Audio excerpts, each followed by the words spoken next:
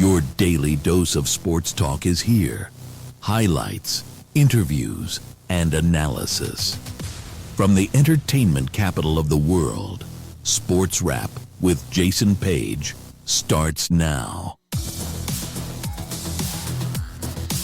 Yes, indeed, and great to have you with us on this Thursday edition of the show. Penultimate show of the week. We got a lot to do over the next 60 minutes across 270 plus affiliates in the United States and Canada. We welcome all of you. If you're watching on YouTube, thank you as well. Love you guys over there. We will be joined by Sam Yarnell during the course of this program to talk about a whole host of things. Baseball, trade deadline approaching. We will get into that. Some fun topics on the NFL front that we will get into. WNBA a little later on in the show because Caitlin Clark and the Fever won again with Clark having a big night. And Sophie Cunningham doubling down on her comments regarding transgender females playing in sports with biological females. I've got something to say about that, but not necessarily what you think I'm going to say. We'll also get into some news from golf. Charlie Woods making news for, I guess, not the right reasons. And the Kansas City Chiefs getting themselves a new stadium. We got to look at it yesterday. We'll show you some of the renderings. But we start things out, as we always do, on this Thursday edition of the show. It's time for the big story. And the big story is presented by the Daily Wrap, our Substack newsletter. Monday through Friday, go and check it out. Available on Substack. Just scan the QR code. You got your phone in your hand. Everybody's got their phone in their hands these days. All you got to do is scan the QR code, and it'll take you to the Daily Wrap. You can subscribe. It's free. We appreciate it. Every afternoon it goes out Monday through Friday. Go and check that out. All right. John Harbaugh, I submit to you, the head coach of the New York Football Giants. The Giants are putting out this documentary series on their own that's showing the team basically from day one with Harbaugh through training camp and all that stuff. They put out a clip yesterday on their social media, as you can see here. But rather than just me talk about it, I thought we'd let John Harbaugh sort of give it to you in his own words. Here we go. Good to see everybody here. Excited? Yes, sir. Yeah, a little nervous? Nope. Huh? A little nervous? A little nervous, man. Nervous? Excited nervous, you know? Nervous like a full of game almost, man. Give this thing kick off. Standing up here in front of the New York Giants. The New York Giants. It's the New York Giants sitting in this room. The New York Giants.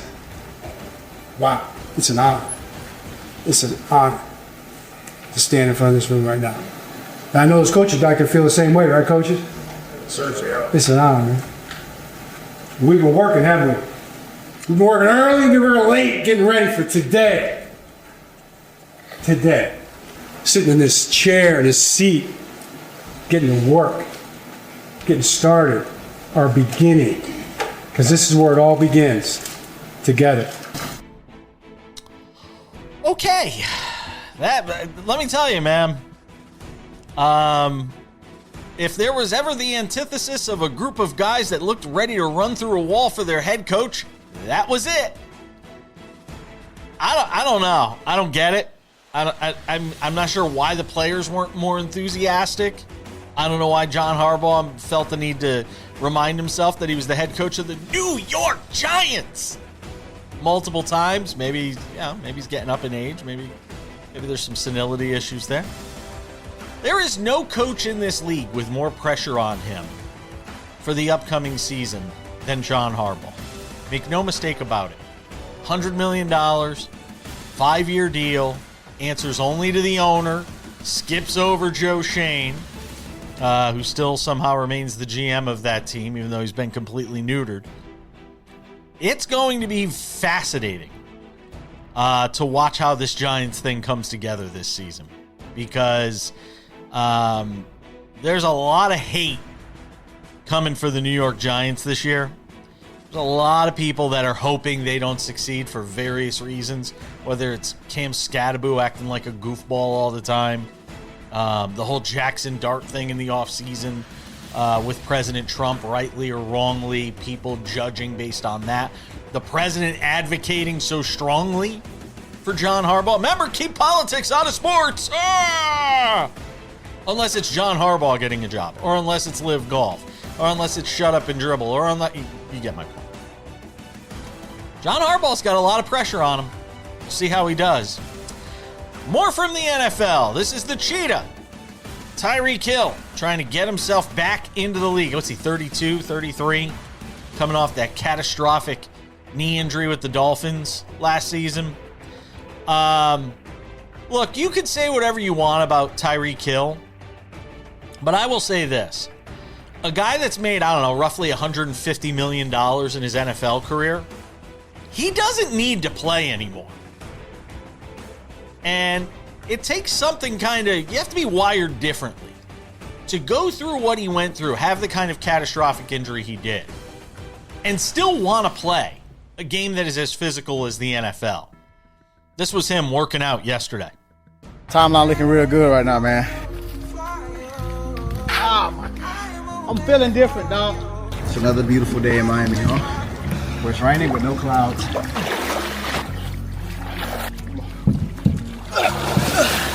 When they told me I may not be able to walk even. I'm in the dark. It's like, bro, we don't know what's gonna happen with your future.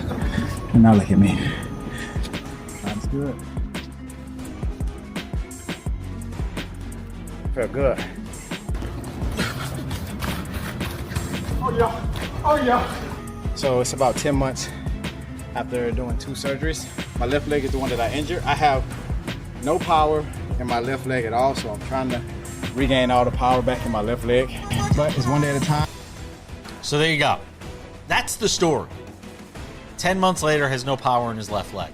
Do we ever see him on an NFL field again? I would be shocked. Again, the off-the-field stuff put to the side, a lot of respect for a guy that doesn't have any reasons. Nothing left to prove. Best of luck to Tyreek Hill as he tries to get himself back into shape. And that's the big story coming from the NFL. All right, there's baseball to talk about. The Red Sox winning streak ends at 15, but is that a good thing? Sam Yarnell and I will discuss that, and also the trade market for the Sox and more next. The 1-1 to Alonso. Swinging a liner. Great play by Che. He throws and skips it. He got the out. There it is.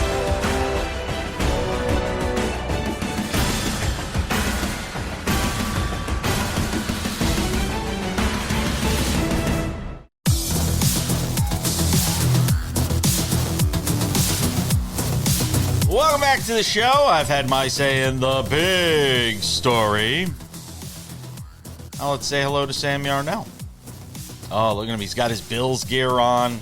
Are they one of the teams that's already got rookies in camp? Like, it's just the Hall of Fame game teams that reported yesterday. Oh, all right. I thought it was more than 2 teams.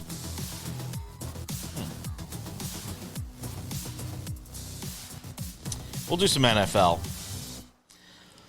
coming up a little later on in the show. So let's talk baseball. And the Red Sox win streak ends at 15 after it hits 15 on the same day, which is kind of a weird thing. I think, and you know what the shame of it is? The shame of it is they had a doubleheader. Because sweeping doubleheaders in baseball is something that's very difficult to do. So, if not for that, who knows? They could be talking about, a franchise-breaking 16-game winning streak. But they do lose in the nightcap to the Orioles on Wednesday night, Sam. But it doesn't change the fact that the Red Sox have now played themselves right back into things, not just in the American League as far as the wild card picture, but who knows what it's going to mean for them come the trade deadline. To me, the big thing they need is a right-handed power hitter. We talked yesterday about where they are in the standings and where they could wind up, conceivably as a wild card team. But ultimately, we need to talk about what they do have to do at the All-Star break, because there are a ton of teams that are going to be breathing down their neck for that third wild card spot. And one of the things they're going to have to do is get some more offense in here. Yeah, with regard to the loss, It kind of is like the most blessing of a loss that the Red Sox could suffer to end this streak, like you mentioned, right? Like, as you said, doubleheaders, as we all know, incredibly hard to sweep in Major League Baseball, right? This isn't high school where you could just straight up have a better team than the other team. It's Major League Baseball, right? So doubleheaders, the doubleheader sweep is rare these days. And this is, it's not a momentum killing loss because, like you said, they still won. They won on the same day they lost. Yeah. It feels like, and the Red Sox are one of those teams that I think the whole baseball world is going to have a very, very close eye on over the course of just through the weekend. I just cannot wait to see what happens with the Red Sox through the weekend, Jason, because this weekend is going to determine how much of a threat I really think this Red Sox team can be down the stretch and into the postseason, right? It's not about how long the win streak lasts ever. It's about how you do after the win streak ends. And that's why I'm going to be fixated on the Boston Red Sox and how Chad Tracy moves about that team this weekend and how that team goes about their game this weekend and bounces back from kind of that doubleheader on Wednesday. Yeah, man, the Red Sox, like you said, that the trade deadline is going to prove very, very interesting for them. I know Dave Roberts had the really annoying quote last week where he was like, we're going to be closer to sellers than buyers because we're the Dodgers and we're just good everywhere. Yeah, stupid. But weirdly enough, I think the Red Sox are one of those teams where, if you wanted to do that, if you wanted to sell and try to remain competitive, it feels like the Red Sox are a team that could somehow pull that off. Again, this is a team that I'm just going to lock in on over the course of the next 4 days, see how they bounce back from this loss and this whole, the adrenaline of that streak being over.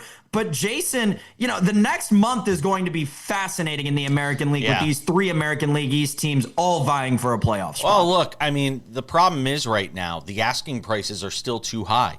And that's why this thing's going to go right down to the wire. The guys that are out there that are potentially available, a Byron Buxton, a Shea Langoliers, a Hunter Goodman. How good has Hunter Goodman been in Colorado this year, putting up prolific numbers? Wilson Contreras, a Zach Neto. There's a lot of guys out there that could potentially, right-handed bats. The thing is, there's a lot of teams looking for right-handed power-hitting guys. The Mariners, the Yankees, the Phillies, the Braves, even the Dodgers, depending on what happens with Will Smith. There's a lot of guys out there right now that are looking for a right-handed power bat, so they're not going to be the only ones in the market for it, Sam. Yeah, it is. This is going to be a very interesting trade deadline. And I know that people, try to... And then you've got a potential work stoppage looming, which is what a lot of people are also thinking about when making these moves. Well, even beyond that, this is where that trade deadline getting pushed back plays into everything, right? Because every team is going to play 4 more games than they usually do up until that deadline. And you and I both know the vast majority of all these moves we're talking about, whether Shea Langoliers gets moved, whether Mason Miller gets moved, whether Hunter Goodman gets moved, the vast majority of these moves are going to happen on deadline day. It just gives you that much more of a cushion to kind of whittle down the teams, or, the opposite and what Major League Baseball originally intended, which, to your point, in the American League is going to end up being the case. You're going to have way more teams wanting to buy because the whole league freaking sucks and anyone could make the playoffs and make a freaking deep run. So, yeah, very, very interesting. Yeah. Major League Baseball's very lucky that in their first year of this furthest pushed back trade deadline, it's going to end up working out very well for them in the American League with the competitiveness and everybody wanting to buy in. In the last couple of minutes, thoughts on Yordan Alvarez, who hits his 34th home run of the year last night, obviously keeping his MVP hopes very much in front of him. He's at minus 280 right now over on FanDuel. Junior Caminero, the next closest at plus 440, followed by Ben Rice, who's going off at 12-1. If not Yordan, where are you going for an AL MVP? Junior Caminero, and I know it's the chalky answer, but it's the easy answer because it's the right answer.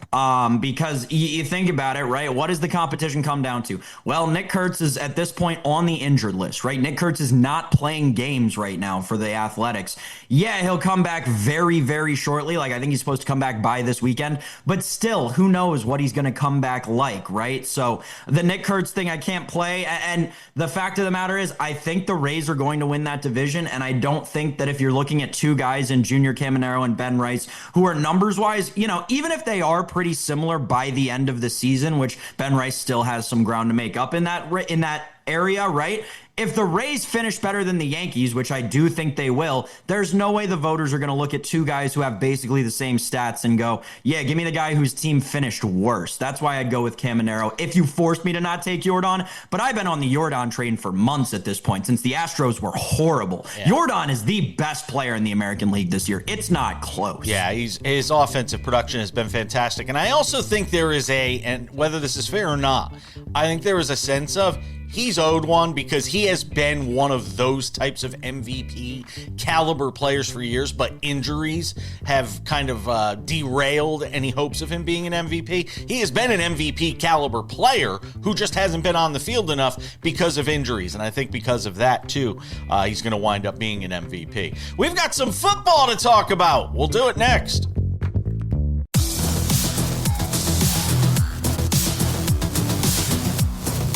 Welcome back to the show. Some more baseball coming up in 10 minutes. Mason Miller trade deadline talk. There's a lot of it. And an ABS disaster for Andy Fletcher. And something I talked about with David Aardsma on the show that I think is coming to pass. And it's a big problem for baseball here going down the stretch with all these umpires that took buyouts. That coming up as well. Sam Yarnell, let's talk a little football. Yes, NFL season right around the corner. So what better day to talk about it than this Thursday edition of the show? I want to get into it on something that I was thinking about last night. I was sitting around saying, all right, if we're going to talk about the NFL, what is it that kind of intrigues me? And I was starting to look at the standings from last season and looking at some of the moves made in the offseason. I was trying to figure out which teams, or which team, if you only have one, that wasn't a playoff team last year, has either improved themselves to the degree that they need to, or, maybe injuries were a factor last year and could be a playoff team this year. So I want to start with you. Give me as many as you want. Teams that did not make the playoffs last year, or a team that did not make the playoffs last year that you think will be a playoff team this year. Go. Whew. I didn't know I could do as many as I want. The one that immediately came to mind was the Tampa Bay Buccaneers. And I, famously am maybe a little too big of a Tampa Bay Buccaneers guy. But, I mean, if you look at that team last year and say anything other than, oh, my goodness, you talk about ravaged by injuries, that team was ravaged beyond belief in terms of injuries. It is the Tampa Bay Buccaneers. So, to me, when we're talking about the kind of puck luck of how all that stuff happens, yeah, it's going to be the Tampa Bay Buccaneers. The cheap, easy answer is the Kansas City Chiefs. We'll go hot take Thursday. Here mixed in. I think the Chiefs might miss the playoffs for a second consecutive season. I think that's probably got a better chance at happening than the Chiefs getting back in the playoffs. So that's my little hot take for your hot take Thursday. The cheap answer, the easy answer is the Chiefs. I'm going to go Buccaneers because, no one thinks the Carolina Panthers deserve to get into the playoffs last year. No one does. And they got in on a technicality that no one even knew about except for some Redditor who ended up pointing it out to the league. So give me the Tampa Bay Buccaneers. I think the Tampa Bay Buccaneers could be a good team this year. I think they're a team that could make a deep playoff run this year. I think it's tricky. I'll try to give you one from the AFC and one from the NFC. And literally right up until showtime today, I was still kind of, vacillating on this question. I don't know how you don't go Baltimore. I don't know how you can't say the Ravens with arguably the best quarterback on the planet and Lamar Jackson with something to prove and a chip on his shoulder with a new head coach sort of revitalizing things there. That team went 8-9 last year. I think they will be significantly better. I'm staying away from the Bengals because I don't want to get bitten in the butt by it. But I'd like to think that the Bengals finally get over the hump this year and get back into the postseason. But they're not a team that I feel a ton of confidence in. I'm staying away from the Chiefs because as much as I'm a Mahomes guy, I don't know how much he's going to be on the field. I don't know what he's going to look like when he gets there. So I'm staying away from the Kansas City Chiefs. My hot take Tuesday, though, or my hot take Thursday. Yeah, thanks. You got me all screwed up. I'll go Dallas.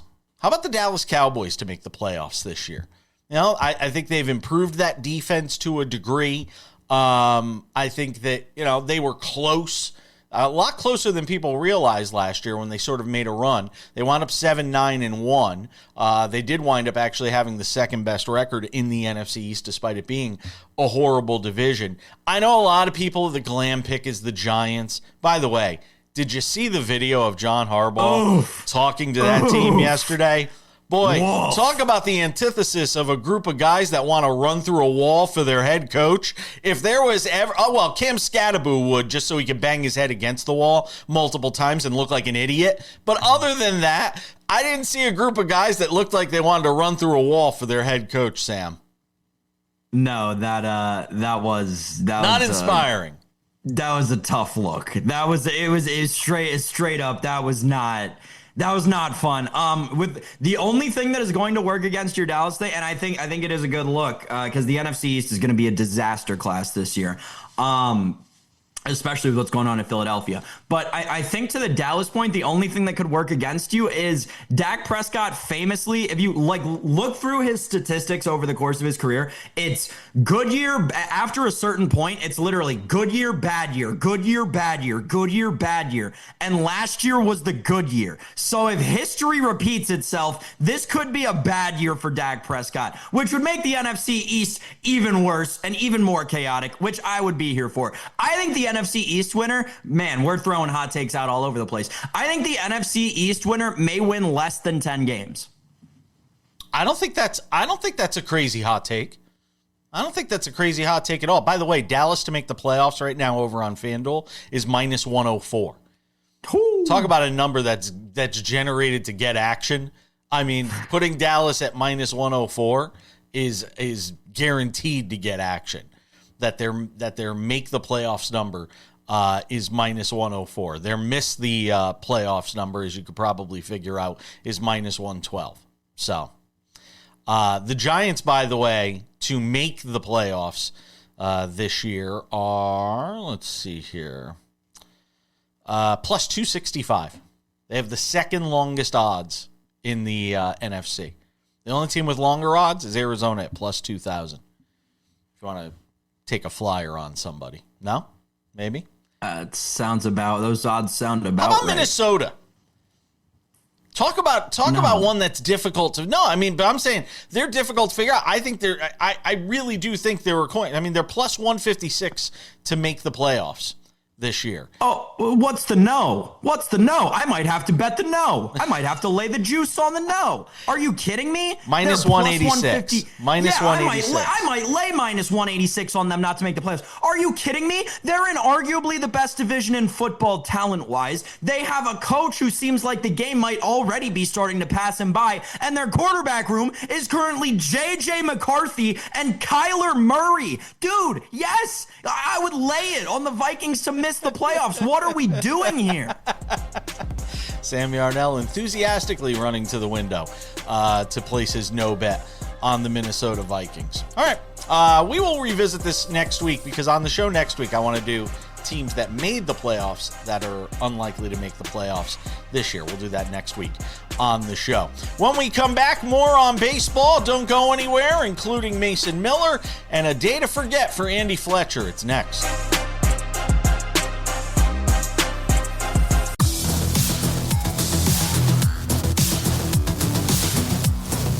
Welcome back to the show. Coming up in 10 minutes, Caitlin Clark with a huge night for Indiana again as they beat up on the soon-to-be Houston whatevers, also known as the Connecticut Sun. beat them by like 40 or 50. They put up like 120 plus. Shame to see what's happening with my beloved Connecticut Sun. In the tank. Sam Yarnell, let's talk some more baseball. Mason Miller is, the coveted name that's still sitting out there. And again, working right up until this trade deadline is, the Padres are going to have to make a determination, and they probably won't be able to make that determination until right before the trade deadline because they're only a couple of games out of a wild card spot. Problem is they also have 4 or 5 teams ahead of them. Even that, though, I kind of laugh in baseball because there's so many games and things can shift so radically in a 4 or 5 game span. By the time we get to the trade deadline, the Padres could be inside that playoff bubble just as much as they are outside that playoff bubble right now. But when it comes to AJ Preller, you never really know, what he's going to be willing to do. And the talk about what he wants vis-a-vis a trade for Mason Miller, I mean, look, if it's one guy that can jump in right now. I mean, I'm just curious. The talk is he wants multiple top 100 prospects. And if that's the case, who are the teams that are A, going to have that sort of stockpile, and B, going to be willing to part with it to get a guy like Mason Miller? That is the question right now.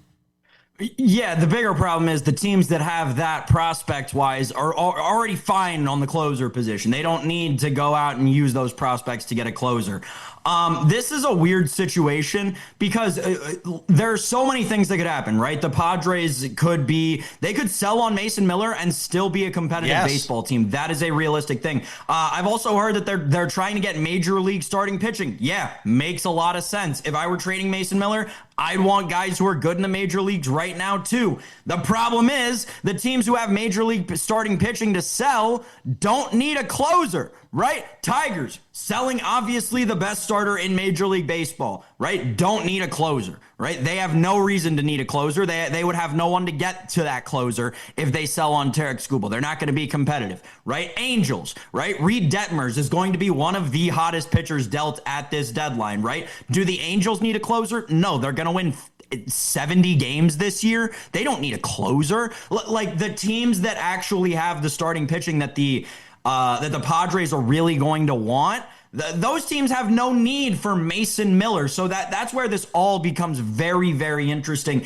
And I know it's very, very rare that we see this in Major League Baseball, especially on a blockbuster scale. But it's starting to make more sense than anything to me that the Padres get another team involved, that this just somehow becomes a 3-team deal. If you really want Major League starting pitching and you don't mind not taking, 3 top 100 prospects or whatever the case may be, I really think that AJ Preller should think about getting another team involved, seeing if they can offload or seeing if they can sell Mason Miller somewhere, get prospects sent somewhere else, and still get major league pitching back in return. That feels like, if the Padres really want to do everything they're talking about doing, feels like the best course of action. I'm going to tell you what I think is more likely than all of that. I think he stays put.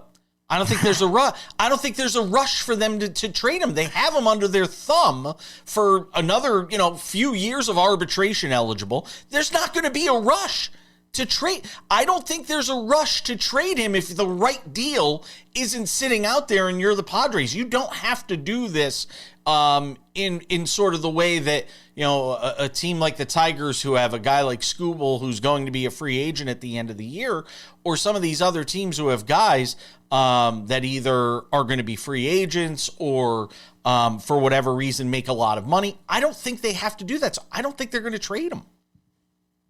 It's interesting, right? Because, like we just saw this past offseason, the state of arbitration right now is a very unique one, right? We had the most famous arbitration case in baseball history this past offseason, right?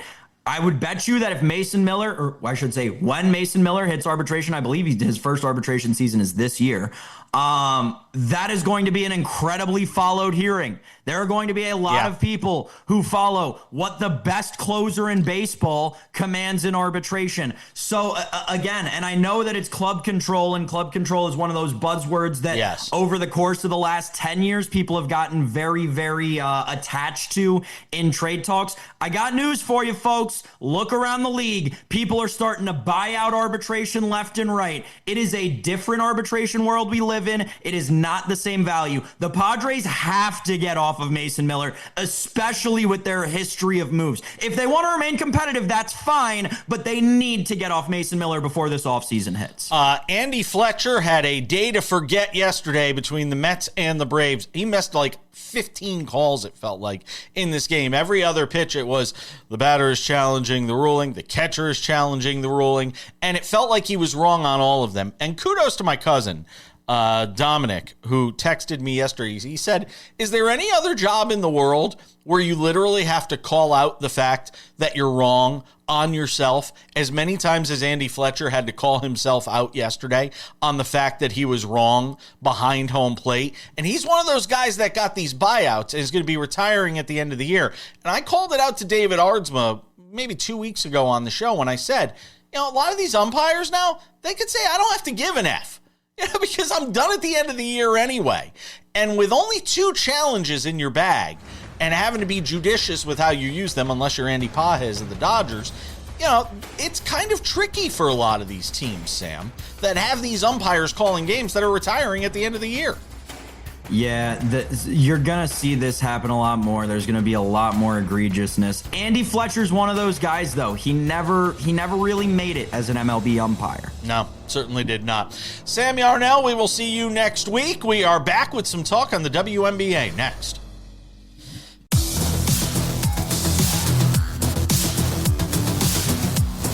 Welcome back to the show. We'll wrap things up with odds and ends 10 minutes from now. But first, the WNBA. Indiana Fever streaking towards the All-Star break. Dallas is pretty good, too. Love what the Wings are doing. I was watching them last night in Portland against a gritty tempo team. And they have really embraced the WNBA in Portland. Fans were really into that game, so that was really cool to see. There's this narrative out there about the WNBA and it being a mess and in shambles, and Kathy Engelbert, not answering questions from Dan Patrick. Oh my God, and people sort of losing their minds about everything having to do with this league except what's going on the court. And some things have kind of popped in my head here over the last 24 hours that I wanted to talk about a little bit. First of all, from an on-the-court perspective, the Fever really put a beating on the Connecticut Sun last night. 123-88 was the final. And look, Connecticut, it's like Club and Baby Seals right now. They're 7-20 on the year. They've only won 3 games away from Mohegan Sun. And Indiana is an offensive juggernaut. They are a train, man. When they get going with that 3-headed monster that they have there, they are as dangerous and difficult as any team to try and contain. Aaliyah Boston had 22. Kelsey Mitchell had 23. Caitlin Clark had 27. There's your formula. Good night and good luck. I mean, that's essentially what you've got, with this team. The question has always been, can they defend good enough? And obviously last night, that's less of an issue when you put up 123 on Connecticut. But Caitlin Clark, back-to-back games now where she was fantastic. 8 of 13 shooting, 5 of 9 from 3, 11 assists. You're not going to do much better than that. They shot 62% from the field in this game, Indiana did. 62%. That is a big number. So they get the win last night.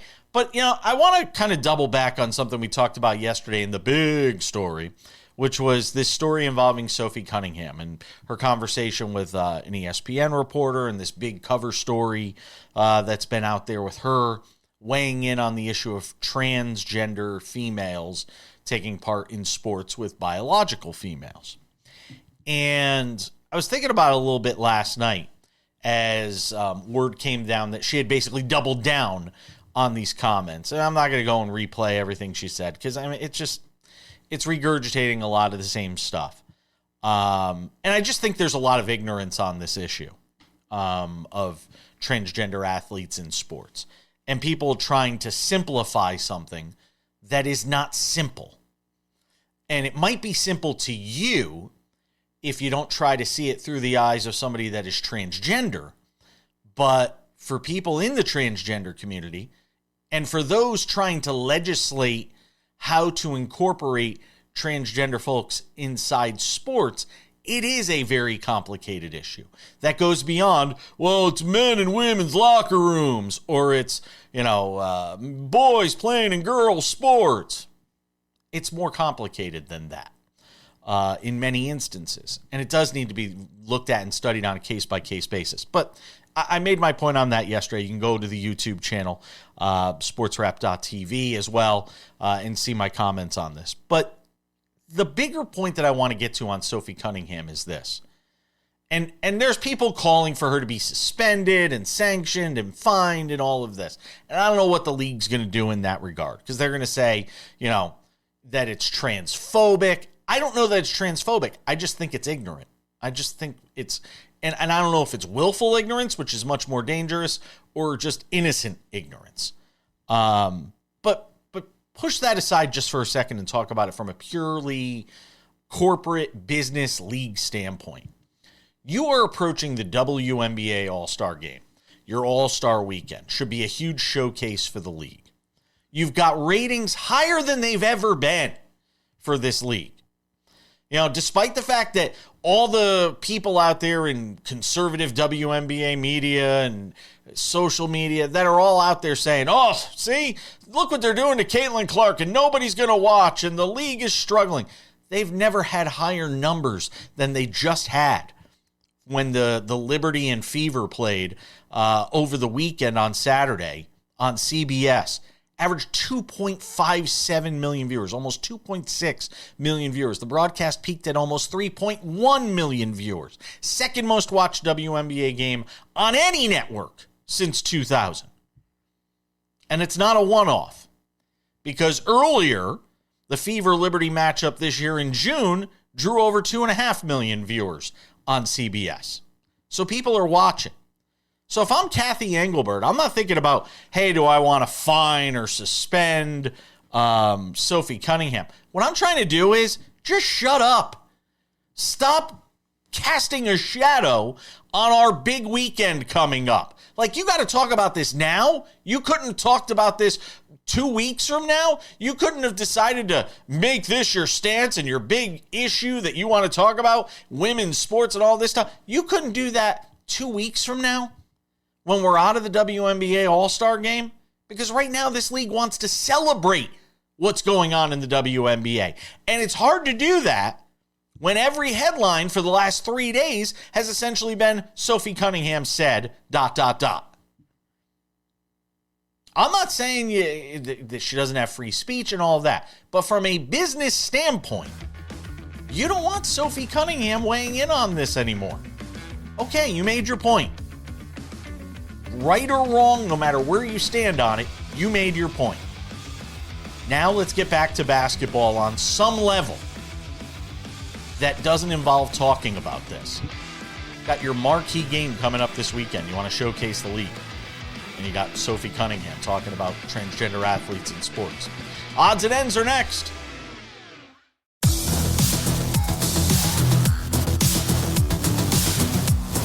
All right, just about time to put the wraps on this baby for a Thursday. But before we do, a couple of reminders. If you haven't done so yet, make sure to subscribe to the Sports Wrap with Jason Page podcast, available on all your favorite podcasting platforms. Spotify, Apple Podcasts, YouTube Podcasts, iHeartRadio, TuneIn, Odyssey, Amazon, you name it. Anywhere you get a podcast, you can listen to this show. You can watch it too. I'll tell you about that in a second. You can listen to this show. Crystal clear audio, Monday through Friday, limited commercial interruptions. It's fantastic. It works just as well as an audio podcast, I promise you, while you're driving to work, on the treadmill, in the shower, wherever. Check out the show via the podcast. The Sports Wrap with Jason Page YouTube channel is the place to find all things Sports Wrap with Jason Page. The Monday through Friday TV version of the show is available there. You can watch us 45 minutes, commercial-free, Monday through Friday. The show available every afternoon over on the YouTube channel. Extended conversations, Sports Wrap originals, special editions of The Big Story, you name it. It's all there on the Sports Wrap website, on the Sports Wrap YouTube channel, Sports Wrap with Jason Page YouTube channel. If you haven't done so yet, make sure to subscribe to that. I think my brain is malfunctioning here in this segment. We'll see if we can get through it. Go and check that out. Sports Wrap shorts there too. The Sports Wrap website.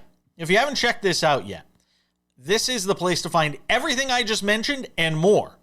SportsWrap.tv is the address. SportsWrap.tv for the website. We've got the Monday through Friday TV version of the show on the website. We've got information about the show, where you can listen, where you can watch the show on television. We've got a Find Your Affiliate feature. Just put in your city and state, boom, find out where you can watch the show. We've also got the link to the Substack daily newsletter, the Daily Wrap. Go there, you can subscribe. The podcast is available there. You can contact us at the bottom of the page. There's a contact section. You want to send us love? You want to send us hate? You just have a question? Go to sportswrap.tv, the place for all things Sports Wrap. And now, without any further delay, on this Thursday edition of the show, it's time for some odds. Meow. And ends. Odds and ends. Well, it didn't go well for Charlie Woods yesterday. Taking part in the U.S. Junior Amateur. Middle of his backswing, apparently a camera went off. This is he was taking part in a playoff at the U.S. Junior Amateur. He performed well, had a rough start to the tournament, and wound up playing pretty darn well. This is what happened. Watch for yourself.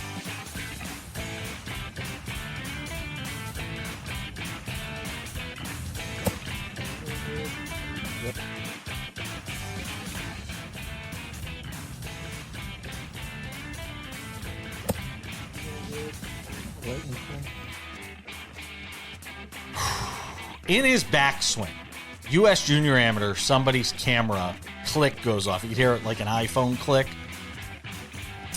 Not good. I mean, this is a U.S. Junior Amateur. The guy shouldn't have to worry about cameras going off in his backswing. They really shouldn't. Some will claim that a camera really, somebody said from an alternate angle there wasn't a camera that went off, but apparently it did. So Charlie Woods doesn't win the U.S. Amateur, but congratulations to him on a good showing as he continues to develop and grow into a golfer. So the Kansas City Chiefs are getting a new stadium. They're supposed to be moving to Kansas City, Kansas, as opposed to Kansas City, Missouri. They play at Arrowhead Stadium now. The renderings for this stadium came out yesterday. Now, I'm not going to lie to you. It basically looks like Arrowhead with a roof on it. So, I don't know why they couldn't have just taken the current stadium and thrown a roof on top of it. Now, I guess, luxury suites, being able to add amenities, certain things you see in today's stadiums probably plays into this. But the Kansas City Chiefs unveiling their new stadium for Kansas City, Kansas, which is apparently a thing. Kansas City, Kansas, hoping to see what they can do with that new stadium. I think it's supposed to open in 2031, if I'm not mistaken. So they've still got another 5 years or whatever over at Arrowhead Stadium. But these are the renderings. There you go. There, look at how beautiful that looks. A lot of things in renderings don't ever look as good as what the real thing winds up looking like. You ever watch TV commercials for fast food and you'll see like a Big Mac or a Whopper or a Baconator or something like that, and you're like, wow, that looks amazing, and then you get it and you're like, what is this? Stadiums are the one thing that usually live up to the hype. Like, if they say this is what the stadium's going to look like, that's usually what the stadium's going to look at that. I mean, that's beautiful. Look at all that room for tailgating. It's going to be fantastic. Almost makes me want to take a trip to Kansas City, Kansas, which I'll probably have to fly through Kansas City, Missouri to get to. Could get confusing. It's going to do it for us on this Thursday edition of the show. Tomorrow on the program, maybe Robert Littall will be here. We'll have a NASCAR preview as well, so looking forward to that. Thanks to Sam Yarnell for hanging out with all of us. We are still on LeBron watch, by the way. If LeBron James signs anywhere, make sure to go and check out our SportsWrap with Jason Page YouTube channel. If the news breaks, we will jump in there with SportsWrap shorts and a special edition of The Big Story as we wait to see what LeBron does. We're all just kind of waiting.